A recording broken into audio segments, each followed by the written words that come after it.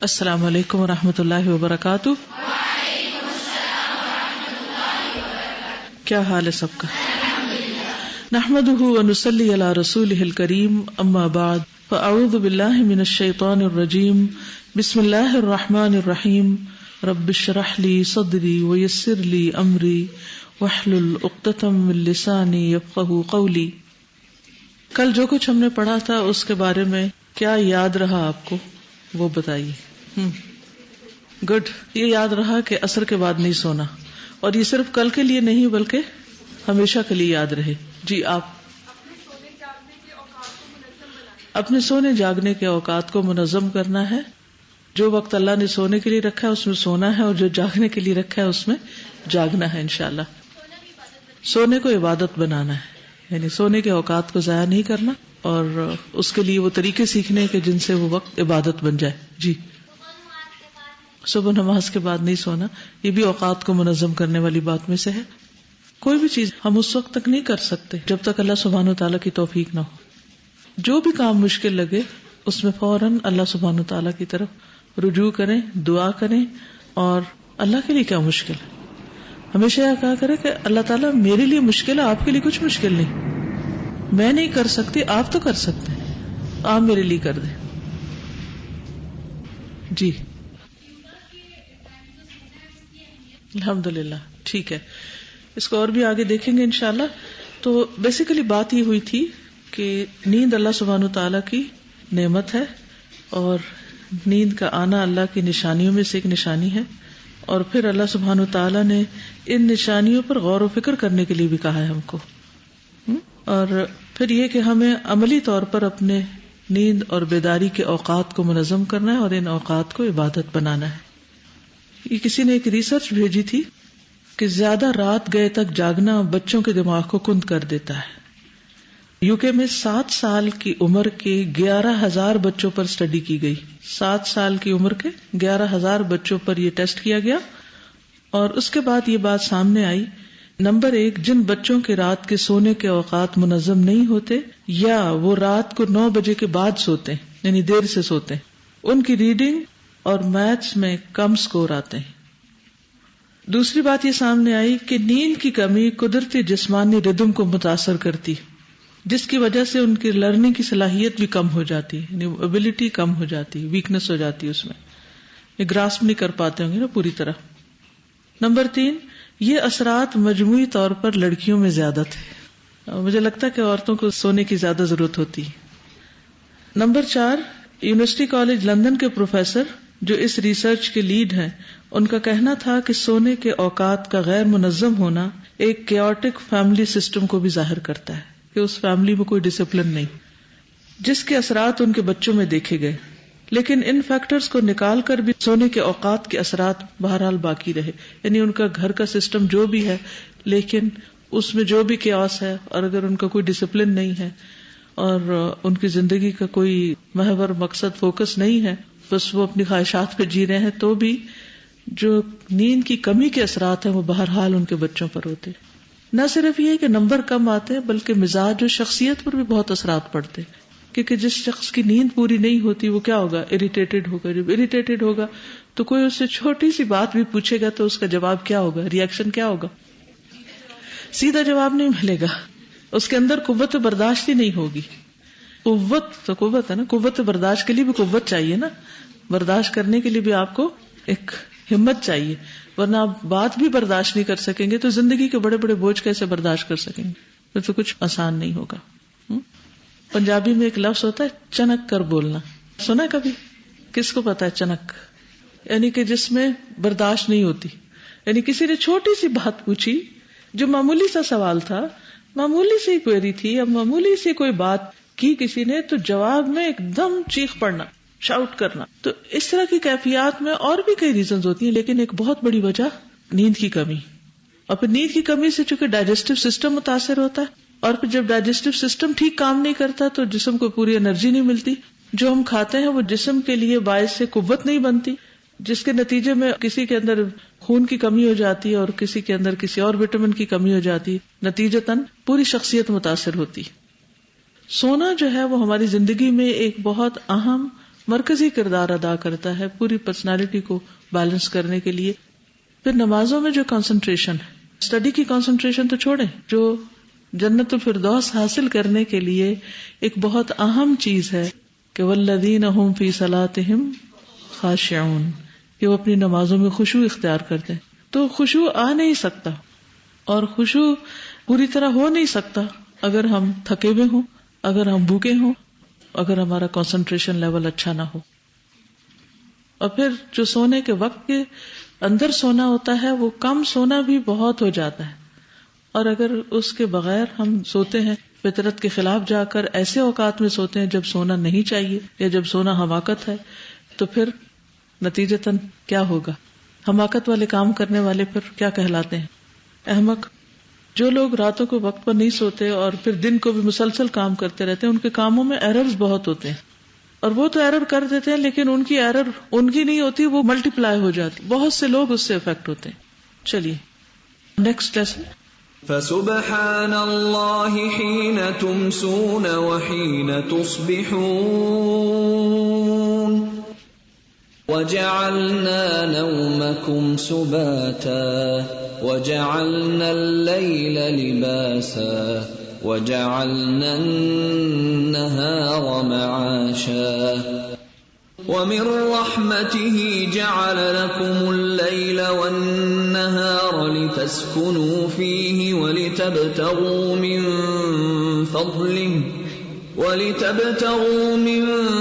فضله ولعلكم تشكرون ومن آياته منامكم بالليل والنهار وابتغاؤكم من فضله إن في ذلك لآيات لقوم يسمعون هو الذي جعل لكم الليل لتسكنوا فيه والنهار مبصرا إن في ذلك لآيات لقوم يسمعون. تو گویا سونا اللہ کی نشانیوں میں سے ایک نشانی ہے. ایک مومن کے لیے سونا عبادت بن سکتا ہے اگر وہ سنت کے مطابق ہو. تو آئیے دیکھتے ہیں کہ سونے کے آداب کیا ہیں، اور خصوصاً رات کے وقت سونے کے آداب. رات کو سونے سے پہلے نماز عشاء ادا کرنی چاہیے، اس سے قبل نہ سویا جائے اور نہ گھر والوں کو سونے دیں، کیونکہ نبی صلی اللہ علیہ وسلم نے اس کو ناپسند فرمایا ہے. حدیث میں آتا ہے، سیدنا ابو برزہ روایت کرتے ہیں، ان رسول اللہ صلی اللہ علیہ وسلم کان یکرہ النوم قبل العشاء. صحیح بخاری. رسول اللہ صلی اللہ علیہ وسلم نماز عشاء سے پہلے سونے کو ناپسند کرتے تھے. تو جس چیز کو اللہ کے رسول صلی اللہ علیہ وسلم ناپسند کریں، کیا وہ اللہ سبحانہ وتعالیٰ کی پسندیدہ ہو سکتی؟ کیا اللہ سبحانہ وتعالیٰ اس عمل پر خوش ہو سکتے ہیں؟ تو مومن تو وہ کام کرتا ہے جو اللہ کو راضی کرنے والے ہوں. تو اگر ہم اللہ تعالیٰ کو ناراض کرنے والے کام کریں تو پھر اللہ تعالیٰ کو کیا منہ دکھائیں گے؟ تو بہت سے لوگ جنہیں رات کو جاگنے کی عادت ہوتی ہے وہ عام طور پر یہ کرتے ہیں کہ مغرب کے لگ بھگ سو جاتے ہیں، اور پھر جب ان کی تھکاوٹ پوری ہو چکتی ہے تو 9-10 بجے اٹھ جاتے ہیں اور پھر ساری رات جاگتے ہیں. اگر آپ کو جلدی بھی سونا ہے اور پھر رات کو اٹھ کے عبادت کرنی ہے یا کو پڑھنا ہے تو بھی عشاء سے پہلے نہ سوئے. سردیوں میں تو عشاء جلدی ہو جاتی ہے، لیکن گرمیوں میں عشاء تھوڑی دیر سے ہوتی ہے، اور کچھ ملکوں میں تو اور بھی زیادہ دیر سے ہوتی ہے. تو وہاں پر ریلی ایک ٹیسٹ ہوتا ہے عشاء تک خود کو جگا کے رکھنا. لیکن ایکسٹریم کیسز میں تو نماز جمع کرنے تک کی بھی اجازت دی گئی ہے، مگر عام حالات میں جیسے ہمارے ہاں ایک معتدل سا موسم ہوتا ہے، یا معتدل ہوتی ہیں راتیں بھی، یعنی اپنے طول کے اعتبار سے بہت لمبی نہیں ہوتی اور بہت چھوٹی بھی نہیں ہوتی. مثلاً یہاں سے جب میں گئی ہوں UK تو مینچسٹر میں اس وقت 8:30 بجے صبح سورج نکل رہا تھا، اور مجھے یاد ہے کہ جب میں گلاسکو میں تھی تو تقریباً 8:45 کے قریب سورج نکلتا تھا صبح. تب آپ دیکھیے کہ جب صبح سورج 8:30 بجے نکلے تو پھر دن شروع ہونے کا موڈ ہی نہیں ہوتا. پھر اسی طرح 4 بجے مغرب ہو رہی تھی، obviously پھر 5:30 تک عشاء بھی ہو جاتی، لیکن پھر آگے صبح کتنی دیر سے ہوتی، تو ایک بڑا حصہ دن کا رات ہو جاتی. تو ہمارے یہاں ایسی مشکل نہیں ہے. اسی طرح یہ کہ گرمیوں میں پھر وہاں راتیں بہت چھوٹی ہو جاتی. تو الحمدللہ آپ میں سے اکثریت ایسی جگہ پر رہتی ہے کہ جو رات اور دن کی بہت بڑی ویریشن کا سامنا نہیں کرنا پڑتا. تو اس میں ایک ہیبٹ بنائیے کہ کبھی بھی عشاء سے پہلے نہیں سونا. اللہ ایک انسان بیمار ہے اور اسے ہوش ہی نہیں آ رہی تو وہ ایک الگ بات ہے, کیونکہ وقت سے پہلے سونے سے نقصان یہ ہوتا ہے کہ پھر رات کی نیند ڈسٹرب ہو جاتی ہے. پھر یہ نہیں ہو سکتا کہ آپ مغرب کی نماز پڑھ کے سوئے اور آپ پھر فجر تک سوتے رہیں. نماز تو بہرحال پڑھنی ہی ہے, لیکن اگر نماز نہیں بھی پڑھنی, بعض اوقات ایسا بھی ہوتا ہے کہ نماز نہیں پڑھنی اور آپ کہتے ہیں کہ اب تو میں سو سکتی ہوں, اب تو عشاء پڑھنی نہیں, تو بھی پھر آپ کی آدھی رات میں آنکھ کھل جائے گی, پھر آپ اٹھیں گے, پھر آپ دوسروں کو ڈسٹرب کریں گے, اور صبح کے وقت پھر آپ پہ غنودگی آ جائے گی. جب سب اٹھ رہے ہوں گے تو آپ کو سونے کی ضرورت پیش آئے گی. تو ایسے میں پھر وہی مسائل جنم لیں گے جن کا ہم نے کل ذکر کیا تھا, تعلقات کی خرابی اور اینٹی سوشل ہونا اور طبیعت کے اندر ایک اریٹیشن کا پیدا ہو جانا, قوت برداشت کا کم ہونا وغیرہ وغیرہ. باقی نقصان تو جو ہے سو ہے. سب سے بڑی بات یہ کہ نبی صلی اللہ علیہ وسلم نے اس کو ناپسند کیا. تو جب شدید بھی سونے کو دل چاہے تو فوراً سوچے کہ اگر اس وقت اللہ کے رسول صلی اللہ علیہ وسلم میرے گھر میں ہوں اور وہ مجھے دیکھ رہے ہوں تو کیا میں جرأت کروں گی بستر کی طرف جانے کی؟ کبھی بھی نہیں. کبھی ماں باپ کے ڈر سے ہم نہیں جاتے بستر کے قریب, یا کسی بڑے کے, یا کسی مہمان کی وجہ سے, یا کسی اور وجہ سے. تو جس کسی کی وجہ سے بھی ہم نہیں سوتے تو اس سے زیادہ حقدار ہیں اللہ کے رسول صلی اللہ علیہ وسلم کہ ہم ان کے کہنے پر عشاء سے پہلے نہ سوئیں. پھر نماز وتر کا اہتمام کرنا. وتر رات کی آخری نماز ہے. تہجد کے لیے بیدار نہ ہونے کا اندیشہ ہو تو وتر پڑھ کر سوئیں. سیدنا جابر رضی اللہ عنہ سے روایت ہے کہ رسول اللہ صلی اللہ علیہ وسلم نے فرمایا, من خاف اللہ یقوم من آخر اللیل فلیوتر اولہ. صحیح مسلم. جسے اندیشہ ہو کہ وہ رات کے آخری حصے میں نہیں اٹھ سکے گا تو وہ رات کے پہلے حصے میں ہی نماز وتر پڑھ لے. اب آپ سوچ رہے ہوں گے کہ ہم تو سونے کی بات کرنے جا رہے تھے, تو یہ نمازوں کا ذکر کہاں سے آ گیا؟ عشاء کا ذکر, وتر کا ذکر, اس کا سونے سے کیا تعلق ہے؟ تو آپ بتائیں گے کیا تعلق ہے سونے سے؟ اگر ہم سونے کو عبادت بنانا چاہتے ہیں تو عشاء کی نماز پڑھے بغیر سونا عبادت پھر کیسے ہوگا؟ اور رات کا آغاز ہی ہم نبی صلی اللہ علیہ وسلم کے حکم کی خلاف ورزی سے کر لیں تو پھر عبادت کہاں سے ہوگی؟ یعنی جو شخص نماز عشاء پڑھے بغیر سو جائے یا وتر پڑھے بغیر سو جائے اور صبح اٹھنے کی نیت بھی نہ ہو, صرف فرض پڑھ کے سو جائے, تو کیا اس کی رات کی نیند عبادت بن سکتی ہے؟ نہیں. ٹھیک ہے. تو کسی بھی کام کے کرنے سے پہلے اس سے جو فرائض ہیں یا واجبات ہیں یا سنتیں ہیں یا مستحب امور ہیں, ان سب کو کرنا ضروری ہے. ٹھیک ہے. پھر ہے جلد جاگنے کے لیے جلد سونا. صبح جلد جاگنے کے لیے نماز عشاء کے بعد سونے میں تاخیر نہ کریں اور غیر ضروری باتوں سے پرہیز کریں. عشاء کی نماز کے بعد ذکر الہی, علمی گفتگو, دینی مذاکرہ یا گھر والوں سے ضروری بات کے لیے جاگا جا سکتا ہے.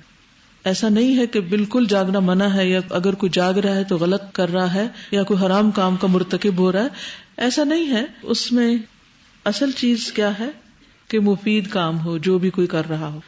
کیونکہ خاص طور پر اگر عشاء جلدی ہو رہی اور مرد حضرات جیسے انہیں جماعت سے نماز پڑھنی, تو وہ اگر 7 بجے نماز پڑھ کے گھر آ گئے اور سورج صبح 7 بجے نکل رہا ہے تو وہ 7 بجے بیڈ میں شاید نہ جا سکیں. اب انہیں اگر 10 بجے سونا ہے فار ایگزامپل, تو 7 سے 10 کا ٹائم ٹیلی ویژن کے آگے نہیں گزاریں یا بازاروں میں گھوم پھر کے نہیں, اللہ کہ کوئی شدید ضرورت ہو. اس وقت کیا کریں؟ کوئی بھی مفید کام کریں. جیسے مثلا اسٹوڈنٹس ہیں, طالب علم ہیں, اپنی اسٹڈیز کریں. اسی طرح اگر باقی افراد ہیں تو ان کو بھی اس وقت میں اپنی فیملی کے ساتھ بیٹھ کر کچھ علمی مذاکرہ کرنا چاہیے. علمی مذاکرے میں دینی تعلیم بھی ہو سکتی ہے یا اس کے علاوہ بھی کچھ پڑھائی ہو سکتی ہے, بچوں کے ہوم ورک وغیرہ ہے, یا کوئی بھی مفید کام کیا جا سکتا ہے. سیدنا ابو برزہ کہتے ہیں ان رسول اللہ صلی اللہ علیہ وسلم کان یکرہ النوم قبل العشاء والحدیث بعدها. رسول اللہ صلی اللہ علیہ وسلم نماز عشاء سے پہلے سونا اور نماز کے بعد باتیں کرنا ناپسند فرماتے تھے. یعنی بعض لوگوں کی عادت ہوتی ہے کہ جب ہر چیز سے فارغ ہو گئے تو ادھر ٹیلی ویژن چل رہا ہے, ادھر سارے لوگ اکٹھے بیٹھ گئے اور پھر باتیں گپ ادھر ادھر کی اور بس لیزی بیٹھے ہیں, کوئی خاص مقصد نہیں, ایسے ہی 2-3 گھنٹے صرف ادھر ادھر کی چیزوں میں گزار دیے جس میں کوئی پروڈکٹیو کام نہیں کیا. تو اس سے بچنا چاہیے کیونکہ مومن کی زندگی بہت قیمتی ہے, ایک ہی دفعہ ملی, اور یہ سارا وقت کمائی کا ہے. ہم جاب پر ہیں, اس سارے وقت میں جو بھی کریں گے اس کے اوپر ہمیں اجرت ملنے والی, اجر ملنے والا ہے. اگر ہم نے اپنی جاب میں کوئی کمی کوتاہی کی, کیا ہے جاب, کیا ہے ویسے بائی دا وے, اللہ کی عبادت, اللہ کی عبادت کے لیے پیدا کیے گئے ہیں. جنت الفردوس میں جانے والے والذین ہم عن اللغو معرضون, وہ لغو باتوں سے پرہیز کرنے والے ہوتے ہیں. اور لغو کیا ہوتا ہے؟ جس کام میں دین یا دنیا کا کوئی فائدہ نہ ہو, بالکل بیکار کی باتیں, بے مقصد باتیں, لوگوں پہ تبصرے, ادھر ادھر کی باتیں, یا کوئی سنی سنائی باتیں آگے کرنا, یا دن بھر جو بھی کوئی کام کیے انہی کاموں کو پھر بیٹھ کے دہرانا, شو آف کرنا, میں نے یہ کیا, میں نے وہ کیا, صرف دل کی تسلی کے لیے ایک دوسرے کو اپنی قصے کہانیاں سناتے رہنا. تو ان چیزوں سے پرہیز کرنا چاہیے. قدرتی بات ہے کہ انسان صبح کے وقت ایکٹیو ہوتا ہے, بہت کچھ کر لیتا ہے, شام تک اس کی بیٹری لو ہو جاتی ہے, پھر اس سے کوئی بہت پروڈکٹیو کام نہیں ہوتے. تو بھی اس وقت کو منظم کرنے کے لیے کچھ ایسے کام سوچ رکھیں کہ جن میں بہت دماغ نہیں لڑانا پڑتا, جن میں صرف یہ کہ آپ بس ایک روٹین میں کام کر لیں. کچھ چیزوں کو اگر آرگنائز کرنا ہے, یا اگر آپ کچن میں کوئی کام ہے, یا صفائی کا کام ہے. میں عام طور پر اس وقت میں کپڑے دھوتی تھی, جب میں خود واشنگ کرتی تھی تو اس وقت میں کپڑے دھوتی تھی. اس کے دو فائدے ہوتے تھے. ایک تو یہ کہ کپڑے دھونے کے لیے کوئی بہت آپ کو دماغ خرچ نہیں کرنا پڑا. دوسرا یہ کہ انسان اگر تھوڑا سا لیزی بھی ہو رہا ہے تو پانی میں ہاتھ ڈالنے سے اس کی سستی دور ہو جاتی. تیسرا یہ کہ انسان خوب تھک جاتا ہے, اور جب تھک جاتا ہے تو پھر نیند بہت اچھی آتی. یعنی کبھی صبح پرائم ٹائم میں کپڑے نہیں دھوئے, کیونکہ اگر صبح صبح دھو لیں تو پھر کیا ہوتا ہے, تھک جاتے ہیں, اور جب آپ تھک جاتے ہیں تو پھر دل چاہتا ہے اب لیٹ جائیں, اور جو کام کرنے کا وقت ہے تو اس میں آپ پھر سستی کے مارے اپنے آپ کو ضائع کر رہے ہیں. تو اس لیے ٹائم مینجمنٹ جو ہے یہ بہت ضروری ہے. اور کیا کیا جا سکتا ہے؟ مثلاً 7 سے 10 کے ٹائم پر کیا کیا جا سکتا ہے؟ 7 بجے تک تو آپ کھانے وانے سے بھی فارغ ہو گئے, ہر چیز سے, اب کچھ ٹائم اور ہے تو کیا مصروفیات ہو سکتی ہیں؟ جی, اپنا روم ٹائڈی کر سکتے ہیں, صفائی کر سکتے ہیں تاکہ صبح صبح صفائی نہ کرنی پڑے. اچھی بات شیئر کر سکتے ہیں, آپس میں اکٹھے بیٹھ سکتے ہیں, علمی مذاکرہ کر سکتے ہیں, کوئی چیز اکٹھے سیکھ سکتے ہیں, کوئی ہنر سکھا سکتے ہیں.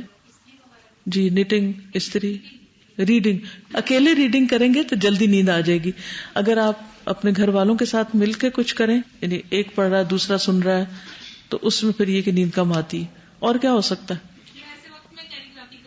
ویری گڈ, ایسے وقت میں کیلی گرافی کرتی ہیں, رائٹنگ کا کام, یہ آپ اسٹیچنگ کرتی ہیں, ویری گڈ. اور یہ صرف میں آئیڈیاز اس لیے لے رہی ہوں تاکہ آپ لوگ بھی کچھ اس وقت کو صرف ٹائم پاس کرنے میں نہیں کہ اچھا کب سونے کا ٹائم ہو تو میں سوؤں. اور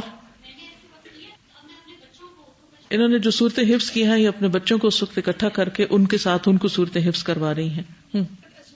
اصول ڈائری بناتی ہے اس وقت. اور لوگ اپنا کچھ شیئر کریں, اس وقت کیا کرتے ہیں؟ جی, یعنی کہ صبح کی تیاری آپ اس وقت میں کر کے پھر صبح کا وقت بچا کے اس وقت کو زیادہ بہتر کام میں پھر استعمال کر سکتے ہیں. ٹھیک ہے جی, آپ کچھ کہہ رہی ہیں پیچھے؟ فون پر بات کر سکتے, بالکل, اور لوگوں کی سن سکتے ہیں. تجوید کا لیسن کر سکتے ہیں. تجوید کا لیسن اگر ارلی مارننگ کیا جائے تو جلدی تجوید آئے گی آپ کو, کیونکہ ہم نے دیکھا کہ گانے والے بھی ریاض کب کرتے ہیں.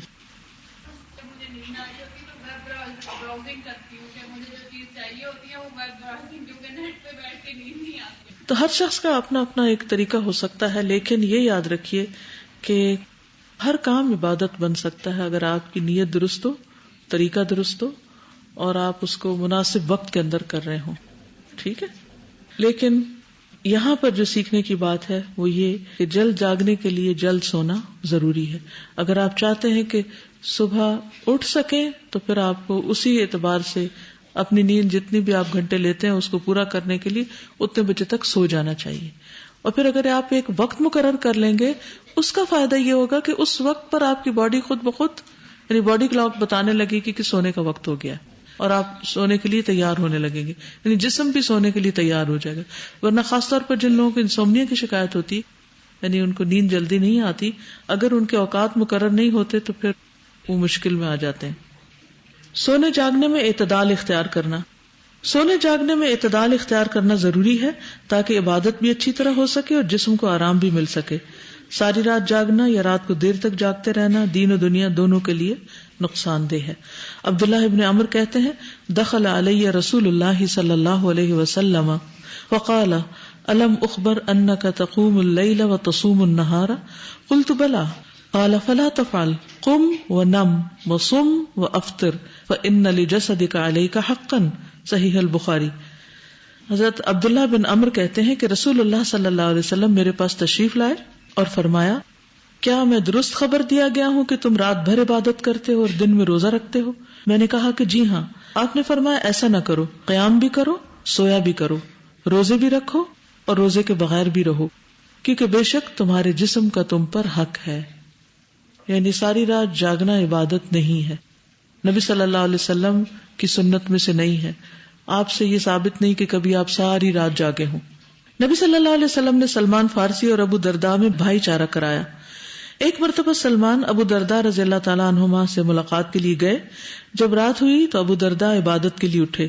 سلمان نے کہا ابھی سو جاؤ. تھوڑی دیر کے بعد ابو درداء پھر عبادت کے لیے اٹھے تو سلمان نے کہا ابھی سو جاؤ. پھر جب رات کا آخری حصہ ہوا تو سلمان نے کہا اب اٹھ جاؤ.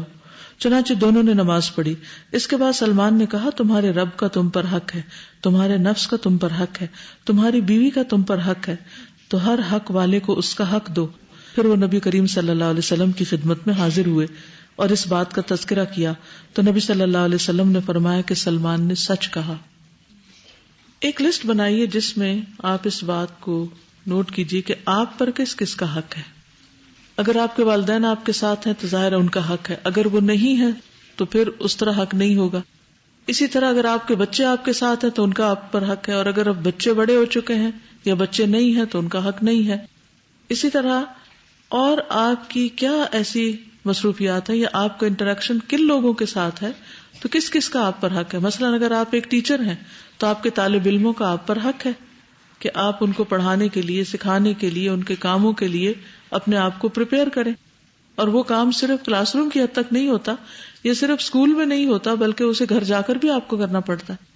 تو اس اعتبار سے آپ اپنے اوقات کو منظم کرتے ہیں.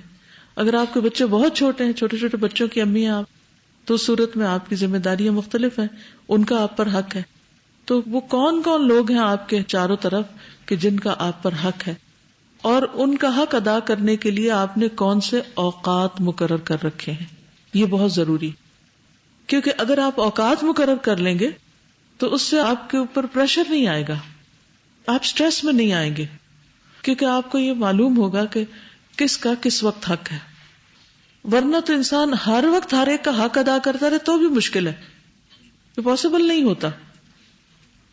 مثلاً اگر آپ سمجھتے کہ آپ کے بچے چھوٹے ہیں اور ان کا آپ پر حق ہے تو ٹھیک ہے، ان کو عمر کے اعتبار سے زیادہ توجہ کی ضرورت ہوتی، لیکن ان کو بچپن سے ہی تھوڑا سا انڈیپینڈنٹ کریں کہ وہ اپنے کام کچھ خود کر سکیں، یا پھر وہ خود سیلف اسٹڈی کر سکیں، انڈیپینڈنٹلی ہوم ورک کر سکیں یا انڈیپینڈنٹلی ریڈنگ کر سکیں، یا خود اپنے کاموں کو اپنے طور پر کر لیں. اس کے لیے سکھانے میں کچھ مشکل تو ہوتی، لیکن ایک دفعہ اگر آپ سکھا دیں اور ان کو طریقہ بتا دیں تو پھر وہ خود بھی کرنے کو انجوائے کرتے ہیں، بلکہ بعض اوقات آپ کی انٹرفیئرنس پر ان کو اچھی نہیں لگتی.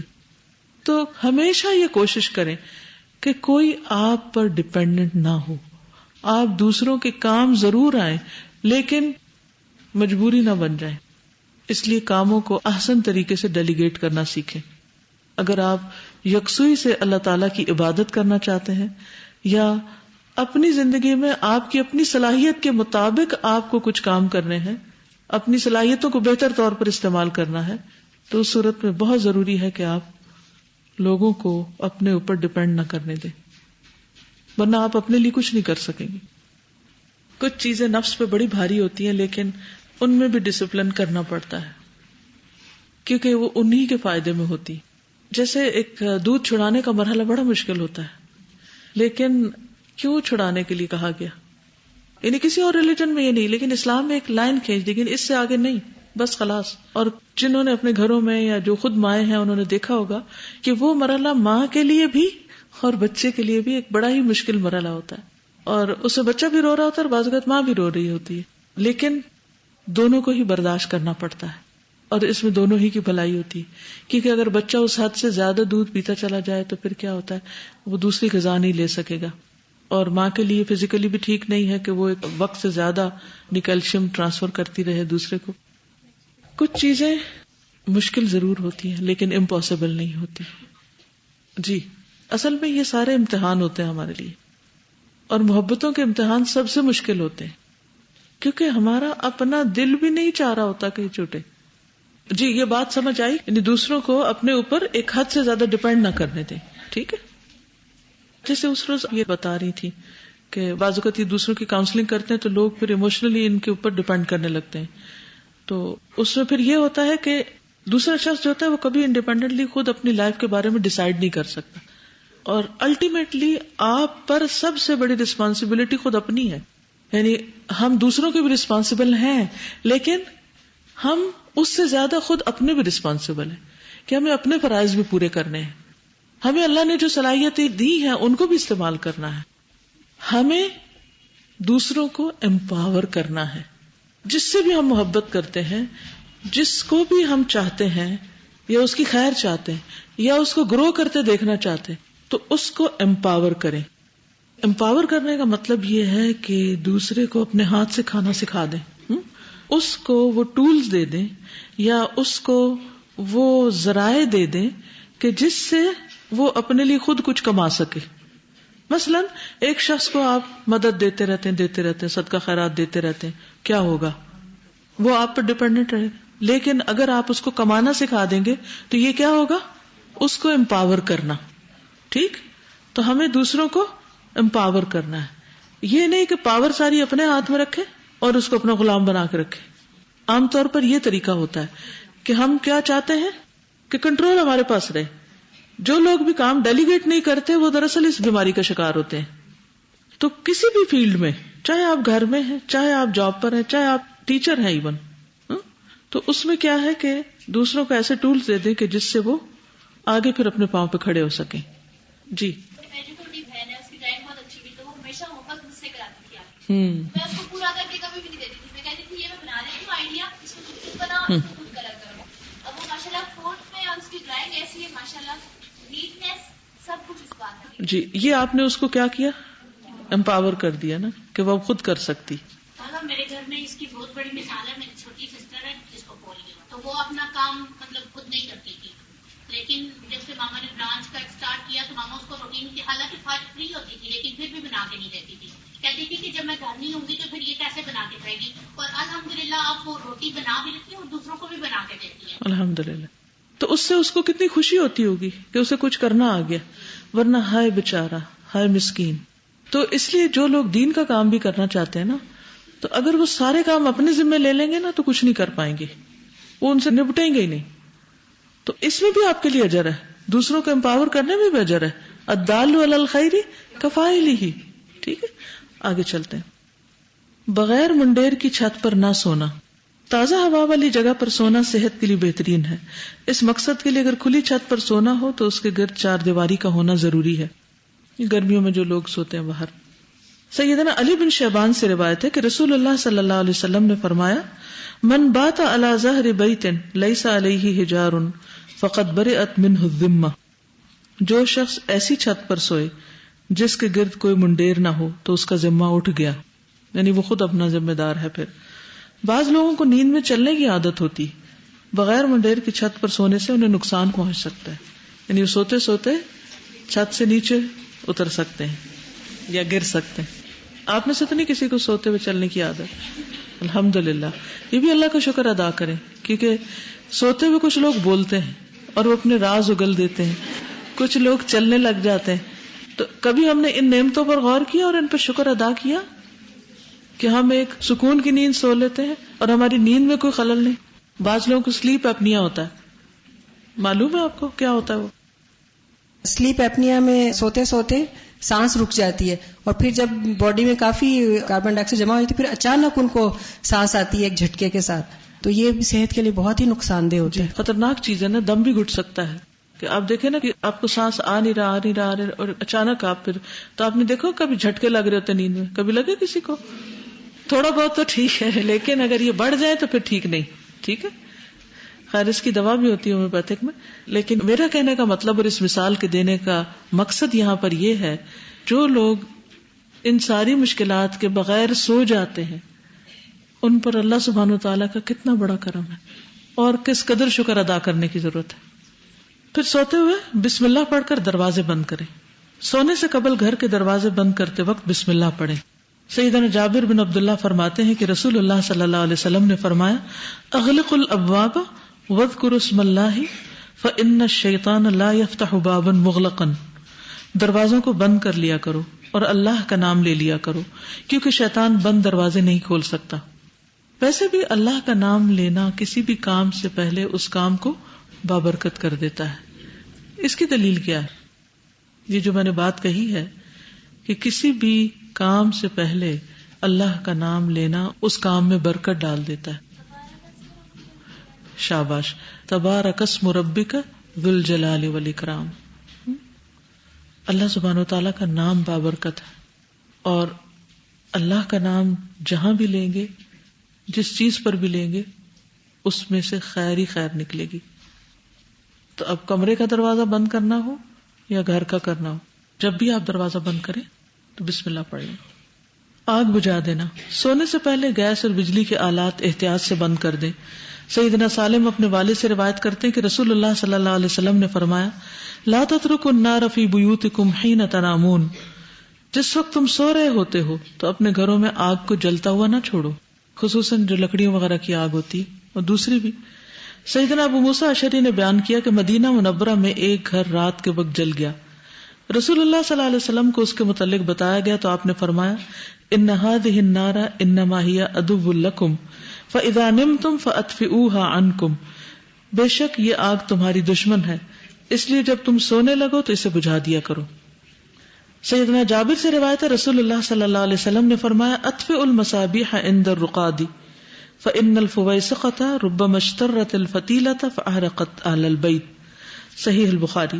رات کے وقت چراغ بجھا دیا کرو کیونکہ کبھی کبھی چوہیا چراغ کی بتی لے جاتی ہے اور گھر والوں کو جلا دیتی ہے. پہلے زمانے میں تیل میں چراغ کی بتیاں ہوتی تھی نا، تو وہ تیل شاید پیتی تھی تو وہ اس کے اندر سے اس دھاگے کو نکال کے لے بھاگتی تھی. اب وہ اگر جلتا ہوا دھاگا ہو تو کیا ہوگا، جس جگہ سے بھی گزرے گی وہاں پر آگ لگ جائے گی، تو اس لیے خاص طور پر منع کیا گیا. ابن عباس سے روایت ہے کہ ایک بار ایک چوہیا چراغ کی بتی گھسیٹتی ہوئی لے آئی اور رسول اللہ صلی اللہ علیہ وسلم کے سامنے چٹائی پر ڈال دی جس پر آپ تشریف فرما تھے، اور ایک درہم کے برابر جگہ بھی جل گئی. تو آپ نے فرمایا اذا نمتم فاطفئوا سرجکم فان الشیطان یدل مثل هذه على هذا فتحرقکم. جب تم سونے لگو تو اپنے چراغ بجھا دیا کرو، بلا شبہ شیطان اس جیسی مخلوق کو اس قسم کا کام سجھا دیتا ہے اور تمہارے گھروں میں آگ لگا دیتا ہے. یعنی شیطان صرف انسانوں کے پیچھے نہیں ہے، وہ جانوروں کے پیچھے بھی ہے، اور خاص طور پر ان جانوروں کے پیچھے جو انسان کو نقصان دیں.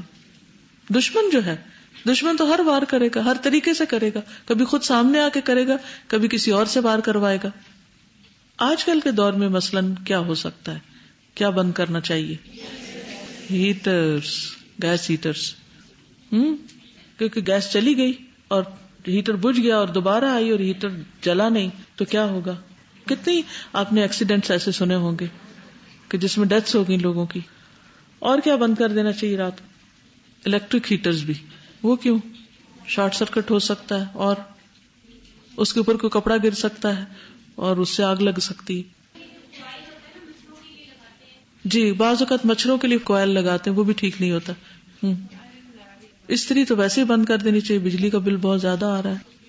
ایک ریسرچ میں نے پڑھی تھی بہت پہلے، اس وقت میرے پاس کوئی اس کی دلیل نہیں، اگر کسی کو کوئی ڈھونڈ کے لا سکے تو ضرور، کہ اگر آپ چاہتے ہیں کہ آپ کی باڈی پوری طرح فنکشن کرے، یعنی اپنا کام کرے رات کو جو اس نے کرنا ہوتا ہے، تو اس کے لیے ضروری ہے کہ مکمل اندھیرا ہو، کیونکہ تھوڑی سی روشنی میں بھی اس کے کام میں رکاوٹ پیدا ہوتی ہے.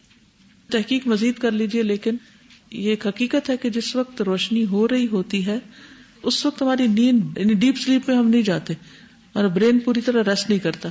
اور خاص طور پر آج کل موبائل کی دنیا میں جو ادھر موبائل پڑا ہے یا لیپ ٹاپ سینے سے لگا کے سو رہے ہیں، کہیں ٹیبلٹس پڑی ہیں، کہیں کچھ، تو چاروں طرف سے ریڈیشن ہو رہی ہوتی ہے. آپ نے وہ دیکھی ہوگی ویڈیو جس میں مکئی کے دانے رکھ کے 3-4 موبائل اسی ٹیبل پر رکھ دیے گئے اور 4 مختلف لوگوں نے ان موبائل پر جب کال کیا تو وہ مکئی کے دانے ایک دم پھٹ پھٹ اٹھنے لگے، نہیں پک کے، صرف اس کی ریڈیشن سے وہ پک کے پھٹ گئے. یہ یوٹیوب پر ہوتی تھی، یہ میں نے خود اپنی آنکھوں سے دیکھی ہوئی ہے ویڈیو. جو آپ نے کہا کہ اندھیرا ہونا چاہیے، اس کے پیچھے ہمارا پورا وہی جو پائنیل گلینڈ ہے برین کا، اس میں سے جو ہارمون نکلتا ہے میلیٹونین، وہ ہمارا باڈی کلاک سیٹ کرتا ہے، اور سرکیڈین ردم سارا جو ہماری باڈی کے اندر کا نظام ہے، ہارمونز کس وقت ریلیز ہونے ہیں، کس وقت کون سے آرگن نے فنکشن کرنا، تو وہ سارا ڈسٹرب ہو جاتا ہے. اگر اندھیرا نہیں ہوگا تو وہ پوری طرح سے وہ سیکریٹ ہی نہیں ہوگا پوری مقدار میں، اور پھر وہ پوری طرح فنکشن ہی نہیں ہوگا باڈی کے اندر. انہوں نے جو بات کی آپ کو سمجھ آ گئی ہوگی کہ جب روشنی ہوتی ہے تو ہمارے مخصوص گلینڈ میں سے ایسے ہارمونز نہیں نکلتے جو پوری باڈی کی کلاک سیٹ کرتے ہیں، اور پھر انسان صحت مند زندگی گزارتا ہے. کئی لوگ اندھیرے میں سو ہی نہیں سکتے، وہ روشنی جلاتے ہیں، ڈرتے ہیں شاید، یا کیا مشکل ہوتی ہے، یا کچھ لوگ زیرو کا بلب جلا کے سونے کے عادی ہوتے ہیں. یہ ساری چیزیں خطرناک ہوتی ہیں. ایک آرٹیکل میں نے بھی ریسنٹلی پڑھا ہے کہ جب بچے موبائلز وغیرہ اور چیزیں سرہانے کے نیچے رکھ کے سو جاتے ہیں اور یہ مسلسل اس طرح، تو یہ برین کے اندر بہت ڈیمیج کرتا ہے. اور پچھلے دنوں ایک بچے کی ڈیتھ ہوئی ہے اسی طرح. یعنی یہ جو ریڈیشن مسلسل آپ کے اندر پہنچتی رہتی ہے برین کے اندر، اٹس ویری ڈینجرس. کیونکہ بچے عام طور پر یا جیب میں ڈال لیتے ہیں، یا پھر سرہانے کے پاس رکھ لیتے ہیں، یا ٹیبل کے پاس رکھ لیتے ہیں. اگر آپ نے الارم سیٹ کیا ہوا ہے تو بھی آپ اس کو ایروپلین موڈ پہ کر دیں، تاکہ یعنی نہ وہ کوئی وائی فائی ریسیو کر رہا ہو اور نہ ہی اس سے کوئی ریڈیشن نکل رہی. جی، یہ کہتے ہیں کہ ان کے ہسبینڈ کو پیس میکر لگا ہوا ہے، تو انہوں نے ڈاکٹرز نے خاص طور پر منع کیا ہے کہ لیفٹ پاکٹ میں نہ موبائل رکھنا ہے اور نہ ہی کان سے سننا ہے، ورنہ آپ کو جھٹکا لگ سکتا ہے اس سے. بہرحال آگے چلتے. برتن ڈھانکنا، یہ تو بڑی ہی اہم بات ہے. کھانے پینے کے برتن ڈھانک دیں یا اوندھے کر کے رکھیں، الٹا کر کے رکھیں. سیدنا جابر سے روایت ہے کہ نبی اکرم صلی اللہ علیہ وسلم نے فرمایا، غط الاناء واوق السقاء واغلق الباب واطفئ السراج فان الشیطان لا يحل سقاء ولا يفتح بابا ولا يكشف اناء فان لم يجد احدكم الا ان يعرض على انائه عودا ويذكر اسم الله فليفعل. صحیح مسلم. برتنوں کو ڈھانپ دیا کرو، مشکیزے کا منہ باندھ دیا کرو، یعنی گھڑا وغیرہ یا مشک ہوتی تھی پہلے، اب بھی ہوتی کئی جگہوں. دروازے بند کر دیا کرو، چراغ بجھا دیا کرو، اس لیے کہ شیطان بندے ہوئے مشکیزے کو، بند دروازے کو، ڈھکے ہوئے برتن کو نہیں کھولتا. پھر اگر تم میں سے کسی کو کوئی چیز نہ ملے تو وہ برتن پر اس کی چوڑائی میں صرف ایک لکڑی ہی رکھ دے. یعنی جیسے یہ گلاس ہے، یہ ڈھکن نہیں ہے تو کیا کریں، پین لے کے اس کے اوپر یوں رکھ دیں. یعنی کچھ نہ کچھ رکاوٹ ضرور ہونی چاہیے.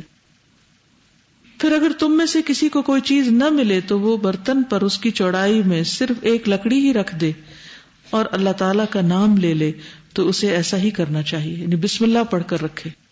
سیدنا جابر کہتے ہیں کہ رسول اللہ صلی اللہ علیہ وسلم نے فرمایا، غط الاناء واوق السقاء فإن في السنة ليلة ينزل فيها وباء لا يمر بإناء ليس عليه غطاء أو سقاء ليس عليه وكاء إلا نزل فيه من ذلك الوباء. برتن ڈھانپ دو اور مشک کا منہ بند کر دو، بے شک سال میں ایک رات ایسی ہوتی ہے جس میں وبا اترتی ہے، پھر وہ وبا جس برتن یا مشکیزے کے پاس سے گزرتی ہے جو ڈھکا ہوا نہ ہو تو اس میں سما جاتی ہے. اور پھر کیا ہوتا ہے، صبح اٹھ کے آپ اس میں پانی پیتے ہیں، وہ بیماری اندر چلی جاتی. یہ جو وائرسز پھیلتے ہیں کہاں سے آتے ہیں، تو کتنی احتیاط کی ضرورت ہے. بہت سے لوگ پانی رکھ لیتے ہیں، اس کو ڈھکتے نہیں ہیں، یا کھانا پڑا ہوتا ہے، رات کو کھانا کھایا، پلیٹیں ایسی کھلی چھوڑ دی، یا جا کے سنک میں یوں ہی چھوڑ دی. وہ تو اور بھی خطرناک، کوئی پتہ نہیں کوئی چوہا پھر جائے یا کوئی اور سانپ یا کوئی بھی چیز. لوگوں کی اکثریت کو میں نے دیکھا ہے کہ انہیں اس بات کا نہیں پتا، اس وبا کا اور اس مصیبت کے نازل ہونے کا. اور پھر اس لا علمی اور جہالت کی وجہ سے ہم کتنا سفر کرتے رہتے ہیں. یہ تعلیمات عام طور پر گھرانوں میں نہیں ہے، یعنی ہمارے دین کا نقصان تو ہے ہی ہے، دنیا کا بھی نقصان ہے.